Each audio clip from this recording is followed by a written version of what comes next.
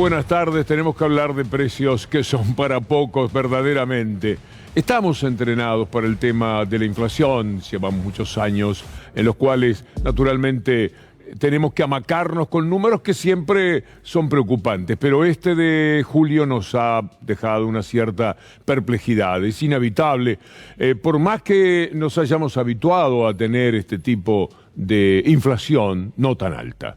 7 puntos, vamos a ver los números, ya es demasiado, ya es algo más que preocupante. Todos los meses tenemos una ecuación negativa, pero la de julio con 7.1, 46.2 en la acumulada del año y 71% en la interanual son números ciertamente muy angustiantes, porque de verdad uno se pregunta, ¿este es el límite? Se asegura por parte del gobierno y de muchos entendidos que sí, que ahora otra vez tendría que bajar, que los gastos de energía para meses como septiembre, por ejemplo, van a ser diferentes y que eso va a redundar en beneficios, en los costos de lo que se produce como alimento fundamentalmente, que es el aumento que más preocupa, el que más padece la gente en estos momentos. Por supuesto, el gobierno se defiende, dice que la inflación es la preocupación central que tienen.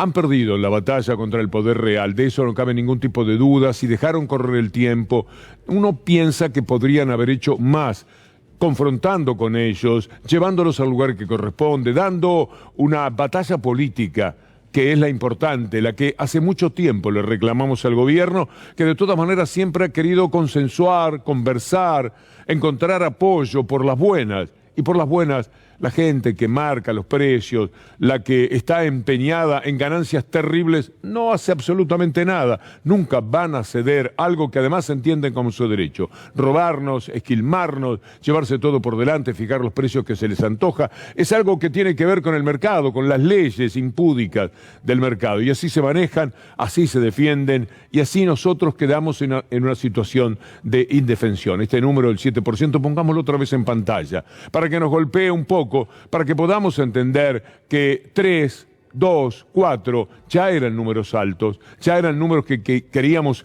quitarnos de encima, pero saltar a 7, 1%, más allá de que se preveía que la situación podía ser de esta naturaleza, el número indudablemente golpea. Y ese número interanual todavía más. ¿Con qué número interanual vamos a terminar el año? Gabriela Cerruti hoy daba las explicaciones del caso a nombre del gobierno. La inflación es la preocupación central del gobierno. Hay una cuestión de expectativas y de incertidumbre. Y nosotros no podemos desconocer que a principios de este mes, las primeras 2 semanas de este mes, algunos consultores decían que a fin de mes iba a haber una inflación de 2 dígitos, ¿no? O cosas así, generaban una sensación de terror con respecto a lo que estaba sucediendo. Todo eso tiene impacto también en la inflación. La expectativa, las corridas cambiarias.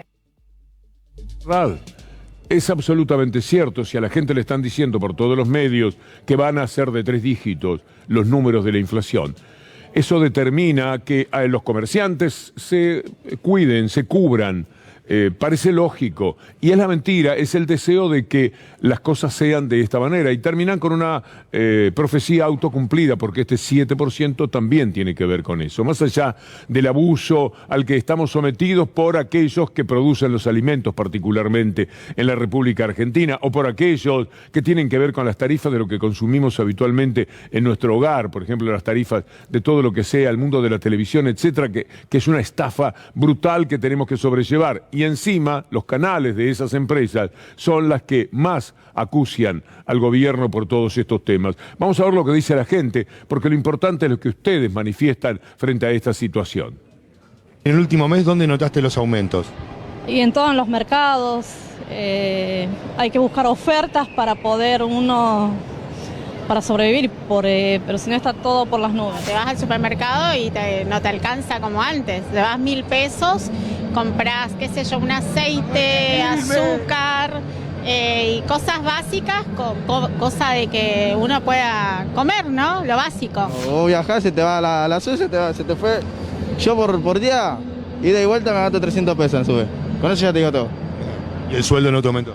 No. Todo cambiamos, el asadito de los fines de semana, no sé, salir a pasear, O sea, yo laburo en una empresa de construcción y estoy grande y siento que si dejo de trabajar no puedo vivir. ¿En dónde sienten más la inflación? Y en la comida. Sí, en los alimentos, porque es lo de todos los días, uno ropa, calzado, bueno, se compra o trata de andar con lo que tiene, se arregla, pero con la comida y todo, los chicos, todo, y sí, aumentó todo. Lo que el Turco Ali recoge, nuestro compañero, en la gente es lo lógico. Y lo que más preocupa es que hablan de los alimentos. La gente quiere por lo menos comer y verán ustedes cuántas dificultades se dan hoy día. Pero permítanos mencionar esto que la gente del Destape, de Roberto Navarro, hoy anuncia con respecto a los alimentos. En la primera semana de agosto, caramba, ya aumentaron 2,1% después de julio caliente. El arranque del mes estuvo marcado por una fuerte aceleración de los productos. El ministro de Economía tendrá el desafío de frenar una fuerte escalada que se profundizó a partir de los días de la renuncia del ministro Guzmán. Esto que van a ver también duele. Hay una información de UNICEF que nos conmueve. 1 millón de chicos dejó de comer una comida por falta de ingresos. Es decir, se redujo además el 67% del consumo de carne. 3 millones de adultos saltean la comida para darle a sus hijos. 40% se redujo el consumo de frutos, de lácteos y de verduras. Esto de saltearse comida para darle a los hijos es algo que duele muchísimo. Siempre recuerdo, para tomarlo como ejemplo, tenemos lo de Maradona, Juanpi, porque me parece que es valioso, tan solo para recordar la situación que contaba Diego, porque estas cosas, si no se viven, si no se conocen más de cerca, parece que fueran un poco exagerados. Lo podemos hacer después. Ahí está, Diego contando cómo su mamá, igual que 3 millones de personas hoy en la Argentina, le decían yo ya cené, o le mentían a los hijos para que ellos, en este caso Diego, pudiera comer. Mi vieja sufrió de dolor de estómago a los 13 años. Y fui boludo hasta los 13 años. Mi vieja nunca tuvo dolor de estómago. Siempre quiso que comiéramos nosotros. Era hambre. Claro. Siempre quiso que comiéramos nosotros. Y siempre, cada vez que llegaba la comida, decía, me duele el estómago. Mentira, no alcanzaba, Jorge. Fuerte. Claro que fuerte, pero por eso estoy orgulloso y la amo. Esa era la situación que Diego contaba, en la humildad dentro de la que tenía que desarrollar su vida. Bueno, esto que le ocurría a Diego, le pasa a muchísimos chicos hoy día y a muchos padres que efectivamente saltean la comida, comen un poco menos, prueban algo para que los chicos puedan acceder a algunas calorías, ni siquiera a todas las que necesitan. Y frente a esto, uno dice cuándo van a aflojar la cincha aquellos que son los que producen los alimentos, los que remarcan, los que han ganado. Verán ustedes en el transcurso del programa las ganancias de esa gente. Es aterrador, es tremendo, es indignante, porque a todo esto, a sus infernales triunfos económicos, lo tenemos enfrente a la derrota cotidiana del que no tiene para comer, y sobre todo los adultos se la bancan a veces de otra manera. No es fácil, pero lo pueden sobrellevar, pueden entender, pueden esperar a mañana, pueden refugiarse en algún engaño, en el mate, pero los chicos no. Con los chicos, de verdad que esto duele muchísimo. Y la gente que está allí en la Plaza de Mayo, la que estuvo anoche, también rompe el corazón, porque no están ahí pasando el rato, no están ahí para divertirse. La noche fue un poco más benigna de lo que se pensaba. Es lo primero que reflexioné en algún momento, como les habrá pasado a ustedes.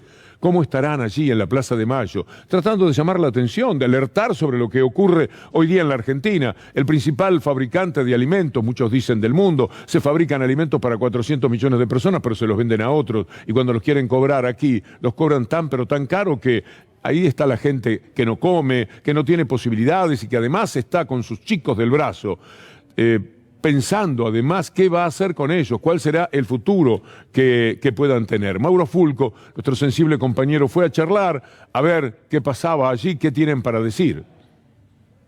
La inflación sube, no te alcanza. No vivimos dignamente, porque un plan no te alcanza para vivir. ¿Sabes que todavía no me compré ni un par de medias? ¿Quién me iba a comprar ni un par de medias? no te alcanza, ¿no? ¿Cómo es ir a un comedor para alguien que tuvo trabajo siempre o toda la vida? Es complicado, sinceramente. Yo hubo un tiempo que estaba trabajando bien, en blanco, me costó bastante. Si tenés para el mediodía, por ahí a la noche no llegás. O sea, tenés que tener carne para los chicos más chicos y no te alcanza. 1 kilo de carne hoy está arriba de los 1.000 pesos. Uno trata de hacer lo imposible para llegar a lo mínimo y a lo básico. Hay cosas que hay que dejarlo de lado, lamentablemente. Comer carne sería comer 3 veces al mes. Y no es comer milanesa o comer un asado o nada. Comer osobuco o espinazo, eso es comer carne. Algunos no entienden y nos descriminalizan por eso. Creo que porque no están en nuestra situación o no están en nuestro zapato, de este lado de donde nosotros estamos, donde hay tanta gente pobre y necesitada.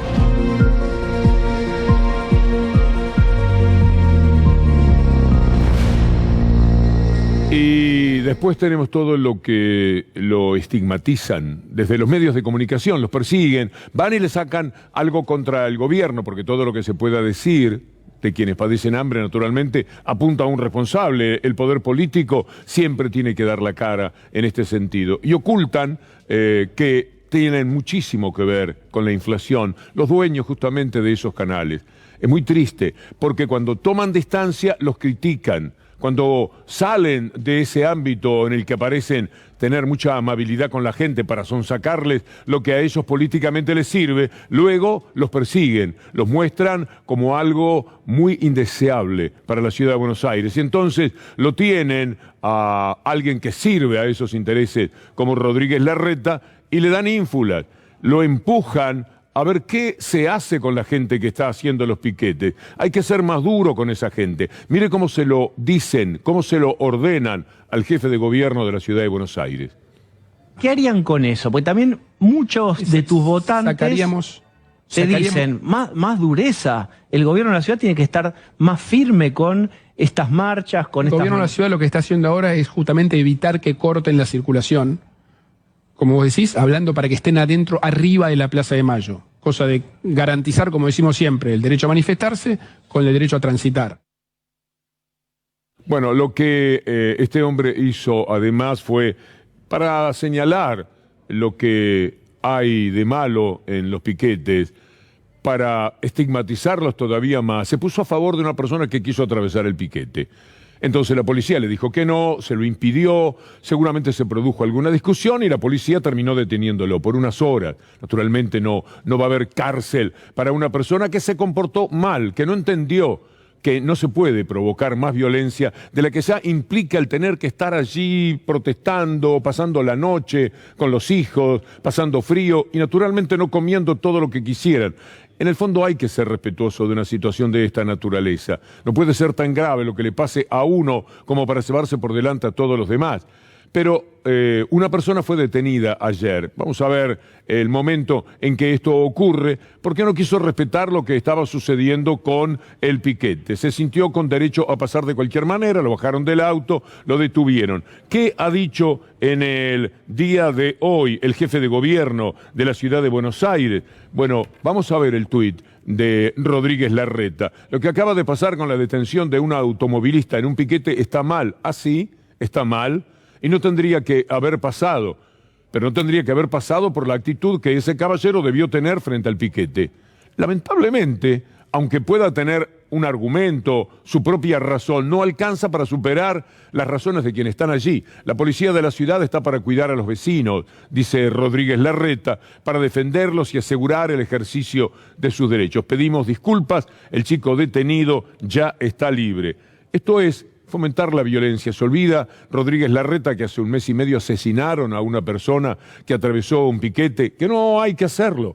No se puede desobedecer esa indicación tajante de que están allí porque están peleando por sus derechos y hay que respetarlos, hay que volverse o hay que evitar ir, porque también habría que considerar el nivel de información que hay al respecto. Es muy alto entre los canales que quieren estigmatizar a esta gente y los que tienen que informar de lo que va a pasar en la ciudad. Casi que no hay nadie que no esté enterado de lo que pasa alrededor del Obelisco o de la Plaza de Mayo, donde la gente está haciendo sus manifestaciones. Recordémoslo, porque esto que hace Rodríguez Larreta, de decir que está bien que una persona quiera pasar el piquete, es una incitación a la violencia y en algún momento lo vamos a pagar.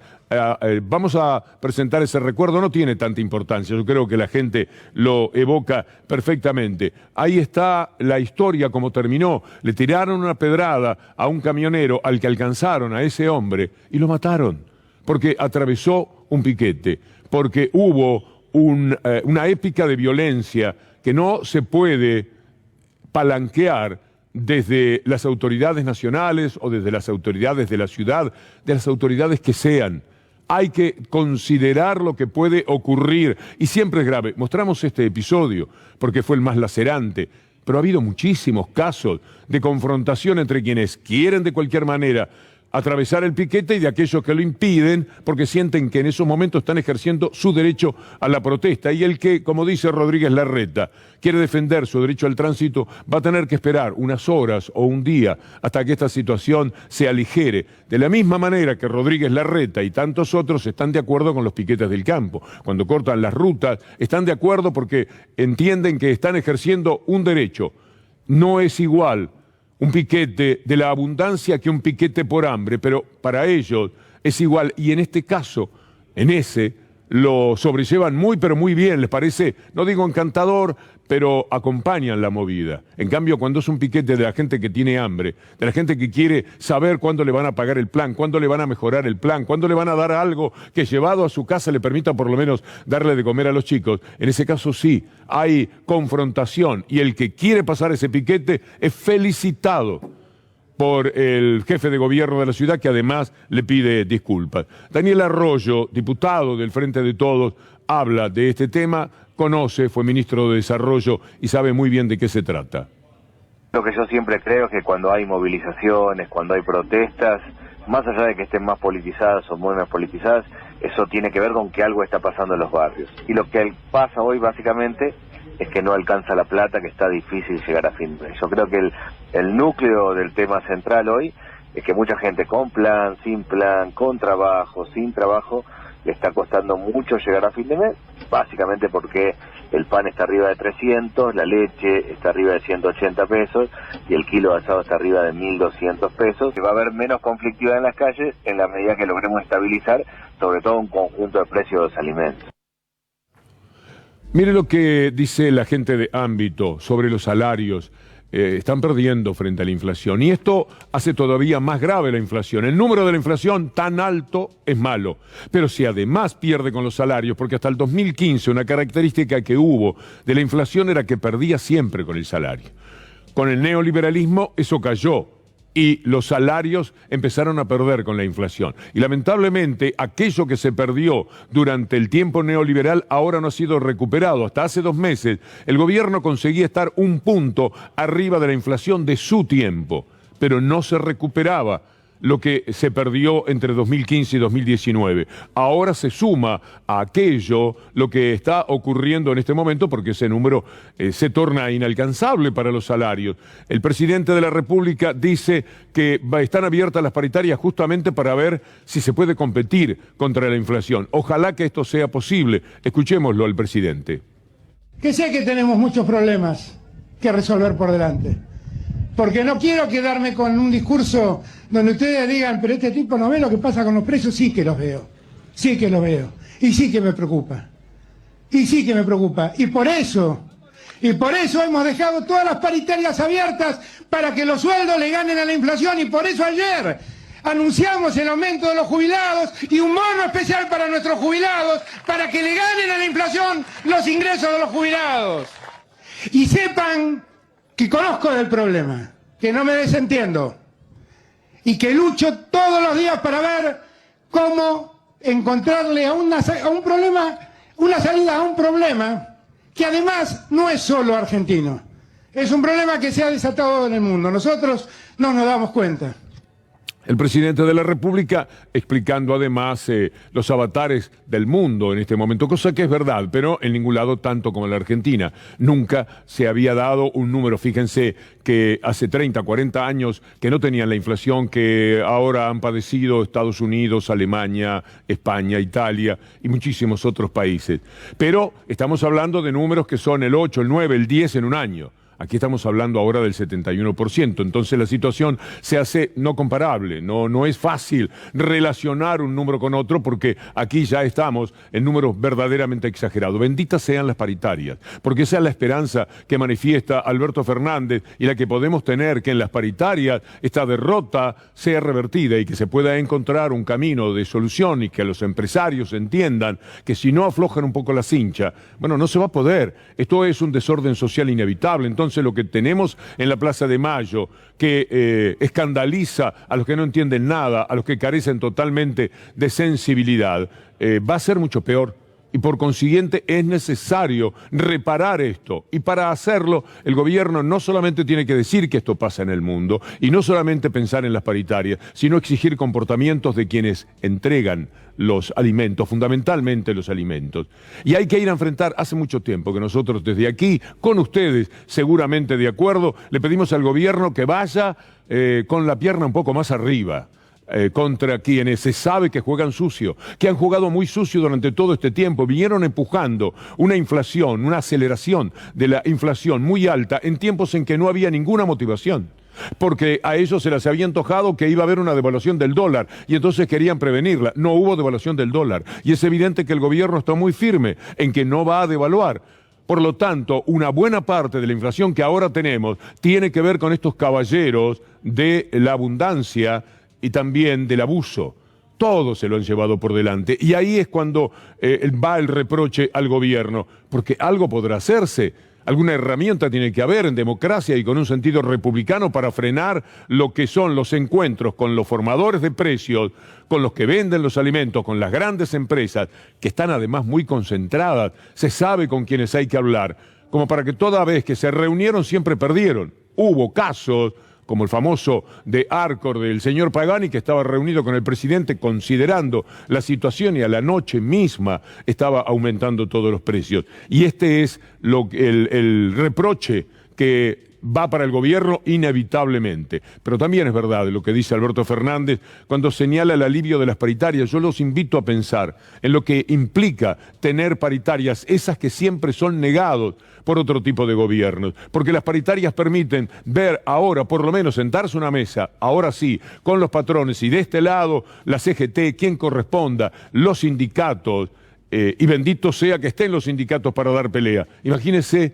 uno solo con su alma enfrentando al poderoso empresario. ¿Qué podría hacer? Nada. En cambio, cuando hay algo que es común en el interés a todos, cuando algo es colectivo, se puede pelear de otra manera. Mire usted lo que ganan. Le voy a poner unas placas en pantalla para que usted entienda por qué el enojo que tratamos de evitar que sea dramático y mucho menos melodramático tiene que asistirnos en cualquier momento. El campo, los ganadores por la caída del salario. El campo ha llevado todo este dinero para su molino. Pasó del 18 al 30% de ganancia, de 116.000 millones a 660.000 millones. Y las ganancias de los empresarios, estoy hablando de la del trabajo asalariado. Mire usted las ganancias de los empresarios, de 216 millones a 2.4 billones, del 56 al 70%. Esto es ciertamente intolerable. La fuente es Cristian Carrillo de El Destape. Mire lo que pasa con la industria. El aporte del trabajo asalariado cayó del 49 al 36. Es decir, a los asalariados se les remuneró lo que era casi un 50 ahora a un 36%, mientras que las ganancias de los empresarios que siempre se quejan, que no quieren ningún impuesto, que nos hacen tolerar todos los días a Funesto de Rioja, haciéndole el lobby para los empresarios, saltaron 6 puntos en sus ganancias, desde 358.000 millones a 3.2 billones. Y así, francamente, no se puede. Es como dice Hugo Yasky. No recibimos ninguna notificación, ningún tomario. Por ahora es una declaración. Salarios se mantuvieron en los niveles fijados en la paritaria y la remarcación de precios fue frenética. Sería bueno acordar con los empresarios una base que permita recomponer poder adquisitivo y tener un compromiso, una garantía de que esa recomposición no va a ser después deshilachada nuevamente por aumento de precios. Estamos proponiendo que haya un aumento otorgado por el gobierno a través de una suma fija. Y como un castigo para nosotros, pero también para el gobierno, reaparece Duhovne diciendo: me siento reivindicado. Por favor, acompáñame en la pregunta mientras lo escuchamos. ¿Reivindicado de qué? Con el daño que hicieron a todo lo que fue de salario, del que estaba trabajando, del trabajador activo o del trabajador jubilado. Se llevaron todo por delante. Lo sacaron a él y él dice: me están reivindicando. Ni su propio gobierno lo pudo reivindicar porque lo cambió por la Cunza, o no nos acordamos de esto. Pero se permiten cualquier cosa porque en el uso que hacen los medios canallas de la información permiten la reaparición de Duhovne, de Cavallo, de la Cunza, un día uno, un día el otro, y así van llenando la cabeza hasta que alguien pueda decir, olvidarse por lo menos, de qué fue lo que pasó con Duhovne y su cara de Duhovne, siempre con una gran complicidad a su alrededor para poder decir estas barbaridades, este verdadero insulto a la inteligencia de todos. Muy bien. ¿Te sentís en algún punto ahora reivindicado por lo que este gobierno tiene que empezar a hacer y por lo cual a ustedes les metieron 750.000 toneladas de piedras en la plaza y a vos un poco más te bombardearon con drones? Sí. Repetímelo más claro. Sí. Sí. ¿Te sentís reivindicado? Absolutamente. Reivindicado. Bueno, hubiera sido bueno que su propio gobierno, cuando le echó por inútil a alguien que simplemente sabía mover el vaso con whisky en los trasnoches de uno de los canales canallas, fue llevado por el dueño del canal de la mano, no sé si está la foto por ahí, para que se convirtiera en ministro, nada menos de Economía de la Nación. Sin la mínima preparación para ese cargo, sin la mínima preparación de carácter político o como economista, cosa que se vio muy fácil. Y las reapariciones son una tras otra. Ahí está siendo llevado a ser ministro por el amo de todos ellos. Este hombre ahora se siente reivindicado y el que está al lado, el que lo lleva, el señor Héctor Mañeto, es el que le presta el canal de vez en cuando para que aparezca un Lacunza, para que aparezca un Duhovne, para que digan que ellos lo hacían fantástico, nos mataron de hambre, sin pandemia, sin guerra y con un país que estaba absolutamente ordenado, pero lo llevaron ahí de la mano a este inútil, lo convirtieron en ministro de Economía, fue de un programita de televisión de la medianoche a la condición de ministro de Economía, total, si el que manda es el que lo lleva. Y ahí estaba. Y ahora, después de ese fracaso estrepitoso, después de condenar al país a una deuda que nos habita permanentemente, nada de lo que hablemos de la economía, incluida la inflación, deja de tener relación con la brutal deuda que le dejaron a la Argentina y que hay que pagar, y para pagarle hay que tener dólares. Y para tener dólares, lo que los ponen en los silobolsas, tendrán que vender una parte de los dólares, tienen que ver con ellos, fundamentalmente. Y como no hay dólares, el dólar baja, el peso baja, el dólar sube y vienen los aumentos y viene una inflación que llega al 7%. Mire qué fácil. Y el tipo aparece en televisión diciendo, sí, me reivindicaron. Lo ayudaron un poco, sí, pero es él el que tendría que decir con más humildad, mirá, reivindicarme no, sería una barbaridad, una falta de respeto, de consideración. En todo caso, lo que puede demostrar esto es que no es nada fácil, no es para todos la bota de potro, una cosa por el estilo. Pero decir que se siente reivindicado, Duhovne, bueno, tengo que advertirles, por si tiene otra cosa que hacer, que ver el programa, que tengo un Cavallo por acá que me está esperando. Pero otro que habló, otro que apareció, fue Mauricio Macri, llevado por el mismo personaje, más que del brazo de la oreja, para que fuera el presidente de un gobierno de las corporaciones. Macri en Rosario. ¿Qué dijo Macri? Veamos. La verdad que no tengo mucho entusiasmo de hablar del gobierno que tenemos hoy, ni de hacer muchos comentarios porque Es un gobierno que no tuvo nunca un plan, nunca tuvo rumbo, no tuvo grandeza, y sigue manejándose en la improvisación y sin siquiera darse cuenta el nivel de daño que ha hecho, de la crisis que nos ha llevado, lo que yo llamo un verdadero ejército, una verdadera máquina de demolición. Así que creo que no tenemos presente, pero estoy acá para decirles que tenemos un enorme futuro. Realmente la Argentina tiene un enorme futuro y voy a tratar de transmitirles esta convicción. Primero, porque vamos a volver a gobernar, Juntos por el Cambio va a volver a gobernar la Argentina a partir del año que viene. Y sobre todo tiene futuro porque ha habido un enorme crecimiento. Ya no sabía lo que estaba diciendo, pero lo importante es recordar cómo terminó el gobierno de Duhovne, de Macri y de todos ellos. Tuvieron 4 años de un país que venía ordenado. Ellos mismos en los papers que presentaban en Davos decía un país con todo el mundo jubilado, con todo el mundo trabajando, con el sueldo más alto en dólares de América Latina, con una educación que invierte tanto por ciento, que era altísimo porque eso venía del 2015. Recibieron ese país, que el Banco Mundial felicitaba, 2014-2015, porque había duplicado a la clase media, porque había conseguido tener la clase media de mejor calidad de vida de toda América Latina, emparejando ya a algunos de los países que tradicionalmente envidiamos por ser más poderosos económicamente. Eso recibieron. No tuvieron pandemia, no tuvieron, como dije antes, guerra, nada, no tuvieron nada, salvo la voluntad de hacer una gran transferencia de recursos del pueblo a la clase social a la que ellos pertenecen. Eso sí que se robaron todo. Ellos sí que dejaron a la masa de trabajadores que tenía el 52% de entrada, el colectivo de trabajadores, se lo estaban llevando al 42%. Lo hicieron, se lo llevaron al 42% y los ricos pasaron del 40 al 47%. En eso sí que fueron eficaces. Tuvieron esos 4 años ese país ordenado, todos los medios de comunicación a su favor. Clarín, cuando escaseaban los alimentos, le decía, están los artículos, trabaja de ciudadano, búsquelo, busque, comer tierra hace bien.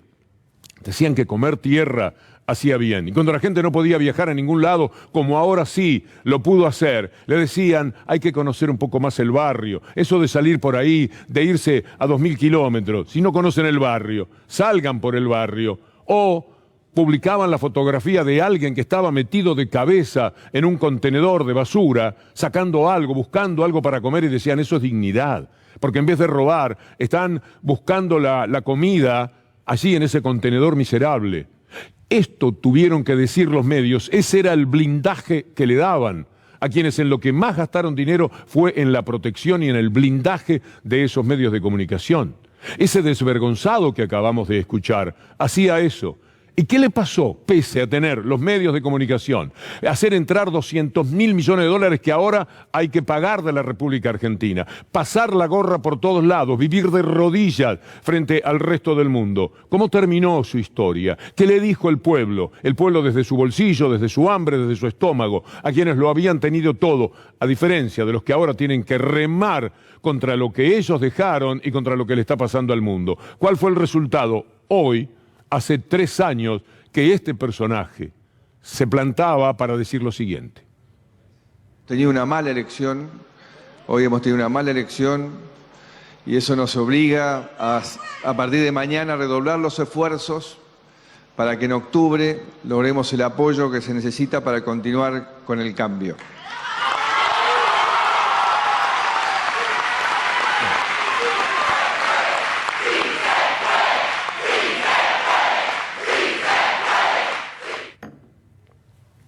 Ese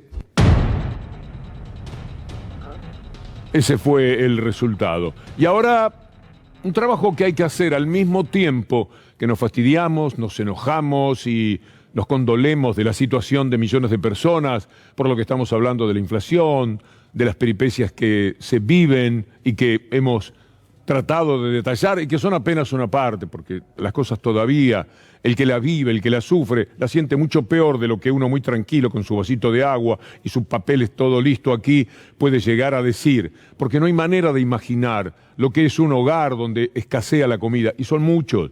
Así que frente a eso, igual tenemos que luchar, porque ya sabemos lo que hace la derecha sin las connotaciones que hoy día se producen en el mundo.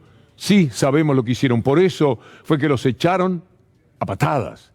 20 puntos abajo, con todo para ganar, con todos los medios, con toda la información que recién recordábamos para ustedes. Perdieron por 20 puntos, por 17 en la provincia de Buenos Aires. Eso sucedía hoy, hace 3 años.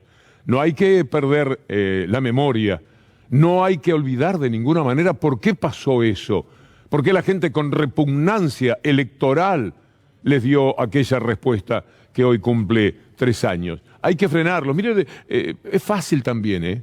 Si trabajamos de ciudadano, usted puede estar enojado ahora. Bien, yo me enojo también. Yo hubiera querido otro tipo de pelea contra los Arcos, los Molinos Río de la Plata, contra todas esas empresas que además son intocables porque ponen, por supuesto, mucho dinero de publicidad privada. Cada vez que yo lo menciono me pregunto cuánto daño haré a las empresas para las que trabajo, pero lamentablemente si no se dice una cosa tampoco se pueden decir las otras, y hay que decirlas en consecuencia, pero tienen un enorme poder. Bueno, mire usted lo que se permiten decir desde la derecha.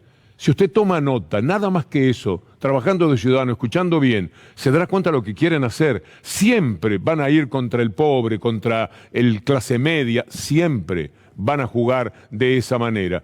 Aquí está Duhovne para volver a él diciéndolo. Hay que eliminar los regímenes de privilegio, los regímenes especiales. Jubilaciones, las pensiones por invalidez las revisarían. Bueno, Argentina tiene 1.100.000 pensiones por invalidez, y si uno hace un estudio sobre cuántas debería tener la Argentina en función de las enfermedades que hemos tenido, las pandemias, las guerras, etcétera, Argentina debería tener unas 300.000 pensiones por invalidez. Y será así nomás. Ellos pensaban que la gente que anda en silla de ruedas está truchando algo que le pasa. Llevan una muleta, tienen un pie más corto, no ven de un ojo, son ciegos como la persona que vamos a escuchar, uno de los hombres más dignos y maravillosos que hay en la República Argentina, se llama Fernando Galarraga, lo conozco desde hace muchísimo tiempo y está a cargo de la Agencia Nacional de Discapacidad y se ocupa de las personas que tienen discapacidad. Y nadie como él para responder esta barbaridad, este insulto de Duhovne. Lo que expresa Duhovne es el pensamiento del macrismo y del neoliberalismo. Expresa ni más ni menos lo que ya hicieron cuando estuvieron en el gobierno: arrebatar 170.000 pensiones, cajonear más de 145.000 nuevas solicitudes. En definitiva, lo que buscan es que el Excel les cierre. Los números es para ellos la principal línea de trabajo en la política estatal. Pensamientos como el de Duhovne fueron los que determinaron que hubiera 6, 7 marchas de personas con discapacidad en los tiempos del gobierno de Macri. Mire, lo que él dice 300.000, lo que dice Duhovne 300.000. Bueno, Martín Lustó, recordará usted, el más miserable discurso que se haya dicho en el Congreso contra las personas con discapacidad. Hay 5.114.190, lo dice el censo nacional. 13% de la población tiene discapacidad. Todos tenemos entre los familiares, entre los amigos, personas que efectivamente pelean con desventajas en la vida. 1.119.000 son los beneficiarios, la quinta parte, 2.44 de la población. ¿Puede ser este un tema? ¿Puede ser alguien tan canalla como para lanzarse a buscar soluciones económicas del país que tiene todo lo que se pueda producir para darle de comer a 400 millones de personas, como dicen, hacerlos culpables y imaginar los truchos, a ver si uno va por la calle un día y le da un golpe a una silla de rueda con el pie? Porque debe estar truchando, porque debe ser tan cómodo andar en una silla de rueda para arriba y para abajo. La verdad que parte en el corazón, pero sobre todo por el imponente poder que tienen. Desde ahí hablan. Quiero mostrarle algo más de las personas. Bueno, ya está. 2.44 de la población. Pero Duhovne habló un poco más anoche, aprovechó cada posibilidad que le ofrecían para desnudarse, porque este es el trabajo de ciudadano que hay que hacer. Lo increíble es que pueda haber una persona con discapacidad que vaya a votar a la derecha, que no se acuerde lo que le hicieron. Bueno, puede haber semejante olvido, ya le he contado, hay negros que votan a Bolsonaro, cuando Bolsonaro dice que no sirven ni para procrear, y hay mujeres que votan a Trump que saben, bueno, ya saben lo que es Trump, ese monstruo. Sin embargo, pasan cosas raras. Y por estadística uno piensa que debe haber personas con discapacidad que votan derecha. Bueno, hay que hacer un trabajo de ciudadano. Y las personas que se quieren jubilar, o los que quieren que les respeten la condición de jubilados, o los que ven todo lo que puede recibir un jubilado con un tipo de gobierno que los incluya, que los tenga en cuenta y que los quiere respetar. Mire cómo se cubrió el gobierno con el anuncio de ayer. El número que venía era malo, por supuesto que el gobierno lo sabía. Y puso antes, marcó la agenda con un aumento que es indudablemente de los que más ha sido bien recibido por la gente. Por supuesto, habrá discusiones y siempre se puede esperar más. Pero esta vez se puede defender la medida. Es decir, pensaron, le temen al jubilado, lo respetan. Le temen y lo respetan. Las dos cosas, y está bien. Pero sobre todo, hacer valer esa condición. ¿Puede ser que esta gente vive hablando de lo que implica el gasto previsional? ¿Puede ser que siempre estén quejosos de los aumentos que se dan, de la cantidad de jubilaciones que hay? Si se puede dejar un montón afuera, podríamos tener como 4 millones que no estén jubilados, que se mueran de hambre, es otro problema, no es el mío. ¿Por qué trabajaron en negro?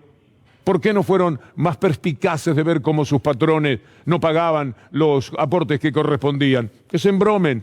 4 millones de personas no tendrían nada hoy. Y digo 4 pensando que son más. Es por supuesto que ellos se hubieran sacado ese gasto de encima y lo hubieran transferido a las brutales riquezas que siempre acumulan. Ahora, ¿no lo entendemos esto? El dolor de ver la Plaza de Mayo como estaba anoche, que partía el corazón, las razones y los argumentos de peso y valederos que tiene cada una de las personas que estaban allí. De todas maneras, nos van a obnubilar, nos van a quitar la posibilidad de raciocinio que debemos tener. Yo creo que no debería ser así. Mire lo que dice Duhovne sobre las jubilaciones, es decir, de acuerdo con nada de lo hecho. Por supuesto, la palabra moratoria a todos ellos les provoca espanto, pero también tienen planes como este. Que hay que atacar para bajar el gasto público. Número 1, necesitamos una reforma previsional. La Argentina gasta 10 puntos del PBI en jubilaciones, que son miserables. No me animo a preguntártelo. ¿Habría que subir la edad jubilatoria? Absolutamente. Si nos adaptamos a la última vez que modificamos la edad jubilatoria, deberíamos ir a 68 para los hombres, y yo creo que a esta altura de la humanidad no tiene ningún sentido tener una edad de jubilación distinta para los hombres que para las mujeres, siendo además que las mujeres tienen una esperanza de vida más alta que los hombres. De tal manera que uno dice, bueno, fenómeno, ¿qué mujer puede en sano juicio votar a esta propuesta de este personaje? Es decir, saltar hasta los 68 años.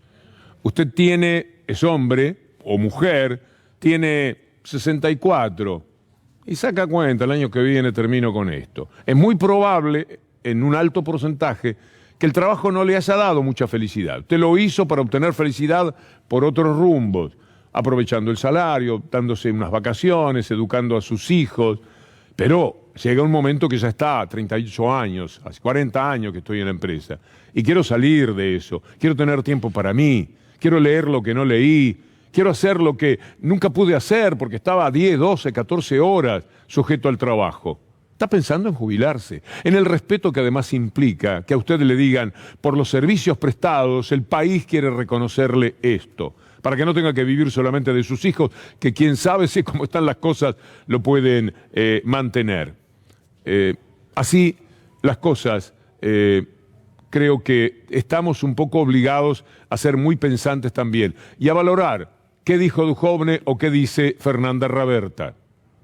Los jubilados y las jubiladas que menos ingresos tienen, aquellos que tienen hasta 2 haberes mínimos. Ustedes saben que hay un montón de jubilados que tienen jubilación y pensión. Bueno, aquellos que tienen hasta 2 haberes mínimos como ingreso tienen además un refuerzo de este ingreso, un refuerzo, un bono, como lo planteaban recién, los que cobran menos de 7.000 pesos y va decreciendo hasta los que cobran 2 haberes que tienen 4.000 pesos de refuerzo. La idea de esto es que ningún jubilado de la Argentina, ningún pensionado de la Argentina tenga ingresos por debajo de los 50.000 pesos.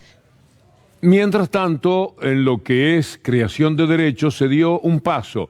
Numéricamente no es la gran cosa, pero en lo que marca el valor moral, ético que tiene, sí. El Senado dio media sanción a la jubilación anticipada para combatientes de incendios. ¿Sabe lo que es combatir incendios? Jugarse la vida metido en el fuego.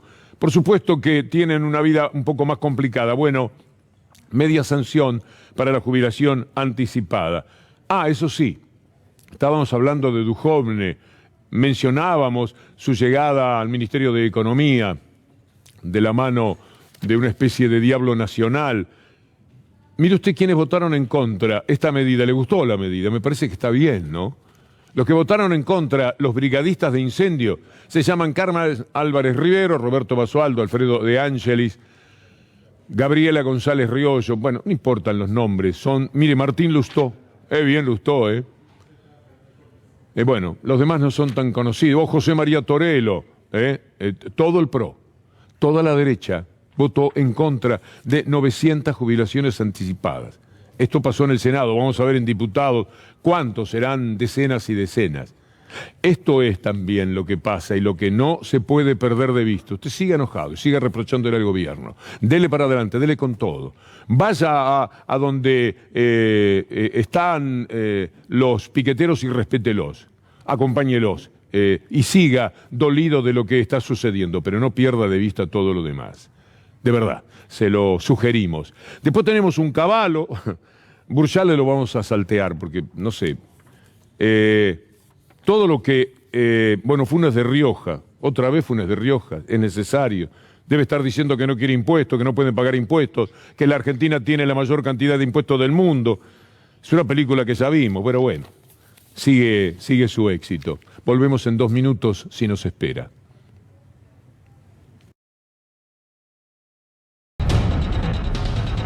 Frenar a la derecha, de eso se trata. Bueno, tengo mucho para compartir con ustedes, pero hoy ya está Gustavo Silvestre, ya lo vi con todo listo para un programa impresionante de esta noche. Vi todos los preparativos que existen para esto con nuestro buque insignia. Lo tenía Cavallo diciendo que hay que confiar más en los mercados. ¿Qué otra cosa va a decir Cavallo? Chemes diciendo que hay que devaluar. ¿Qué otra cosa van a decir? Ellos quieren ganar todo el tiempo, pero mucho más todavía. Bursalle dice lo mismo, Chetoni dice lo mismo, gente conocida. Está por ahí, como lo dije, Funes de Rioja. Funes de Rioja dice que basta de impuestos, pobre gente, los van a matar a los empresarios así. ¿Qué van a hacer? Entonces lo vamos a saltear también. ¿Sabe por qué? La tenemos a Cristina Fernández de Kirchner cuando dijo que siempre están con la excusa de la presión tributaria, cómo mienten con el tema de los impuestos. Lo vamos a hacer todos juntos mañana en otro contexto, porque me interesa muchísimo recordar ciertas infamias que hemos vivido. El otro día, viendo la película de Ulises Rosell, El futuro, que se ofreció en el Malva el sábado y seguramente continúa allí, pensaba cómo nos hemos olvidado de la pandemia. ¿Usted se acuerda de Sputnik, de la discusión en torno a Sputnik? Hoy hace 2 años que estábamos enfrascados. Se cumplen 2 años desde que Rusia registró la Sputnik V. Pongamos el destacado tan solo para que las letras nos ayuden con la evocación. ¿Qué resultados ha conseguido la primera anti-COVID del mundo? Ha llegado a 71 países en los que viven más de 4.000 millones de personas. Pero es bueno recordar todo lo que se dijo de la Sputnik para que no perdamos de vista con cuánta infamia hay que convivir.